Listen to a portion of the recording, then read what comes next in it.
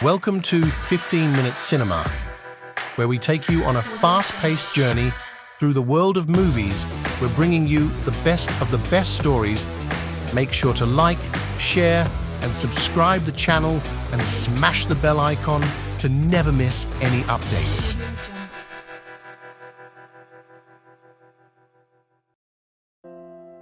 The film starts in an investment bank's offices, where the employees are apprehensive since everyone knows a huge number of employees are soon to be laid off. A man named Will Emerson notices two rookies who look terrified. He asks them if they have ever seen such a thing, to which they say no. Then they tell them to play it cool and keep working. A woman approaches an employee named Peter to ask him about Eric Dale. The most shocking development is that Eric Dale, who had worked there for the previous 19 years and held the position of head of risk management, was fired as well.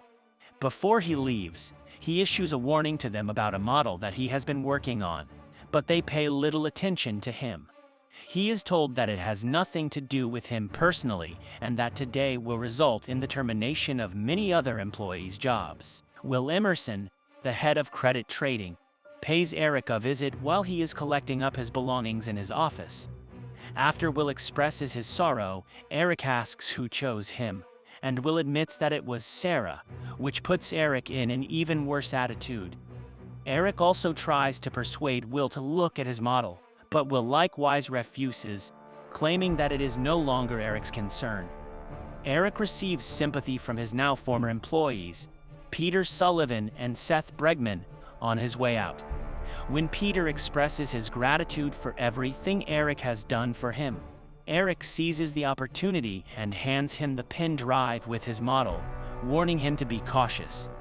Eric knows as he exits the building that they have already turned off his phone, so when Chief Risk Management Officer Sarah Robertson arrives, he curses her for placing him in this position. Meanwhile, floor leader Sam Rogers is struggling because he received a phone call from the vet informing him that his dog is dying from a tumor.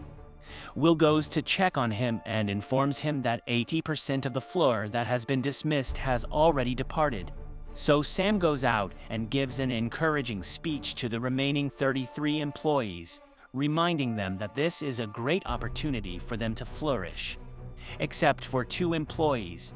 When night falls, everyone goes out to celebrate keeping their jobs. Sam leaves to see his dog, while Peter stays at the office to check over the files Eric left him. The model is unfinished, but Peter completes it, and the end product is rather scary.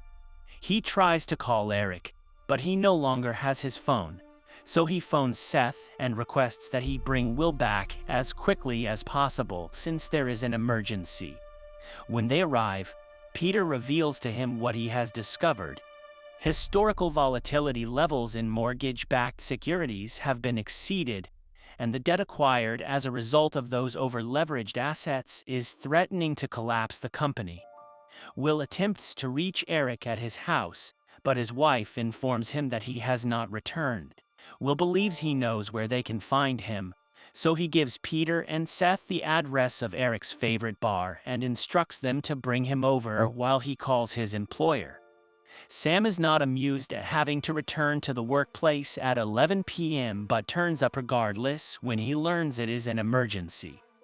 He is surprised to see the numbers on the screen that forecast a bleak future for the company and requests that Will summon Peter immediately.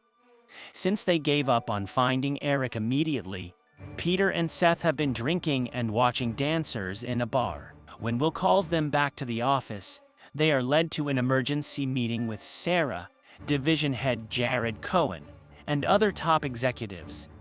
Sarah assures Jared that, while they will undertake a comprehensive double check of the files, she can immediately tell from Peter's credentials that the material is correct.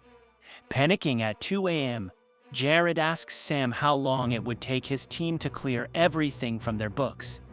Sam claims it will take weeks, but no matter how long it takes, it is a horrible idea since it will ruin the company's reputation. Sarah joins in, noting that calculating the value of these things would take her a long time as well. Will, Peter and Seth are ordered to leave the room because the higher-ups are having a heated fight. Jared insists on selling everything, which Sam finds absurd, so Sarah urges him to wait 45 minutes while she thoroughly reviews the facts before making any rash decisions.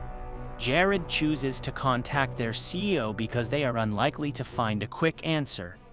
Meanwhile, Will, Peter, and Seth smoke on the roof. Will remarks, after joking about jumping, that things are a disaster, but the higher-ups will still preserve the company because they always find a way to avoid losing money, even if it means screwing everyone else over. A chopper arrives unexpectedly, interrupting their conversation. The big guns are here. Back to Sarah. She goes to see Jared to tell him everything is fine, and Jared blames her for not trusting Eric more. After that, everyone prepares for yet another meeting, so Jared delivers some advice to the lesser employees. Things are about to get unpleasant, so they must always tell the truth and not sugarcoat anything. The meeting is being led by the firm's CEO, John Told, and all stockholders have also been summoned in the middle of the night. Peter discusses the problem once more, and Jared suggests that they sell everything tonight as a solution. Sam emphasizes that, while this is conceivable, they would be selling worthless assets through lies, which would harm the company's reputation and prevent them from ever selling to these people again. This would kill the stock market for years. However, John is unconcerned. All he wants is for the company to thrive. Since it is 5 a.m., he gives everyone an hour to rest and find Eric before they get started on their plan. Following that, John meets with Sam privately to solicit his support, but Sam remains apprehensive. Sarah urges Jared not to screw her over with whatever tactic he picks, or she will bring him down with her. Eric's wife calls the company to inform them that her husband has returned home, but he refuses to speak with them. Sam dispatches Will and Seth to pick him up, warning them not to alert John's people or he will be scared off. Meanwhile, John goes by Sarah's office to warn her she will function as the scapegoat for the firm's over-leveraged condition and begs her to retire following the fire sale. Sarah informs him that she tried to warn him and Jared about this but was ignored, but John warns her that she is not in the position to fight over anything. At the very least, he pledges to pay her handsomely. Will and Seth are waiting for a car in the garage when they are approached by Jared, who explains his and John's worries about Sam possibly opposing the fire sale. He wants to know if Will step in if Sam doesn't, but Will avoids the topic by claiming he is confident Sam will do the right thing. Will and Seth arrive at Eric's house a few moments later, and Will proceeds to explain what is going on. He invites Eric to return for only one day, but Eric declines, only to be met by a mysterious automobile. It is John's men who refuse to leave any loose ends. Will leave Eric to speak to them with one more warning. If he does not accept their offer, they will fight him over the perks they promised. Seth asks Will on the way back if he will lose his job, and Will says sure. Seth has enough money in his account to last him a few months, but he is concerned about what would happen to normal people if this goes wrong. Will chastise him for such thinking, reminding him that if he cares about ordinary people, who get furious at them when they make errors but live happy lives the rest of the time because of their work, he will not survive in this company.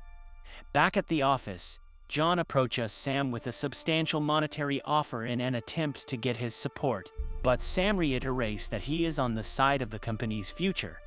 Following that, Sam is approached by Peter, who wants to know if he will be fired. Sam believes he will most likely, but he will also lose his job because no one will be protected after this catastrophe. Peter wonders if this is the appropriate thing to do as well, but neither knows for whom. Meanwhile, Seth is crying in the bathroom, concerned about his future. Jared enters the bathroom as well, but when Seth expresses his fears, Jared shows little concern. Eric returns to the workplace for a day because he is afraid of losing all of his benefits, including his health care. He meets with Sarah, who apologizes for everything and adds that she did pass Eric's warning on to Jared and John several weeks ago, but she was disregarded. A few moments later, the plan was ready to go. Under Jared's watchful eye, Sam addresses his staff and informs them that they must sell everything before the end of the day. As they might guess, this means they will lose their jobs and potentially damage their careers, so the firm will pay them a $1.4 million incentive for selling 93% of their individual assets. If the floor as a whole sells 93% of the total, that's an extra $1.3 million per piece. Sam also apologizes for everything, telling them that this is unusual even for someone like him, who has been with the firm for 34 years, and says he is proud of everyone on his team and that their abilities have been put to good use. The traders instantly go into action, selling to everyone who will give them a chance. Their counterparties eventually get suspicious of such a quick sale, so the firm begins selling at a significant loss, but at least they are able to get rid of the majority of the bad assets. Jared visits Sam to congratulate him on a job well done and to inform him that he must begin sending people home immediately. He also informs him that because he backed up the sale, he will not be fired because the higher-ups are pleased with the outcome. This enrages Sam, and he rushes over to John, who is eating lunch quietly as if it were just another usual workday. Sam wants his options to be released and for him to be out since he is done with the company after this fiasco, but John needs him to stay there for him for the next 24 months, after which he will gladly let him go. This is insufficient to cleanse Sam's conscience, and John considers Sam's guilt amusing. He believes this is simply money paper that isn't even real. They'd always operated a dirty operation. Sam just didn't want to acknowledge it. Sam agrees to stay, but mainly for financial reasons, not because he agrees with John's beliefs. John expresses gratitude and informs Peter that he will not only keep his job but will also be promoted. Sam returns to his former residence later that evening to bury his euthanized dog in the front yard. His ex-wife sees him there and almost calls the cops until she understands who he is and informs him that he no longer lives there. Sam explains to his ex-wife that this is the only place his dog belongs, so she agrees to let him do his thing. However, before returning to the house, she informs Sam that their son's company also suffered significant losses, but they avoided bankruptcy.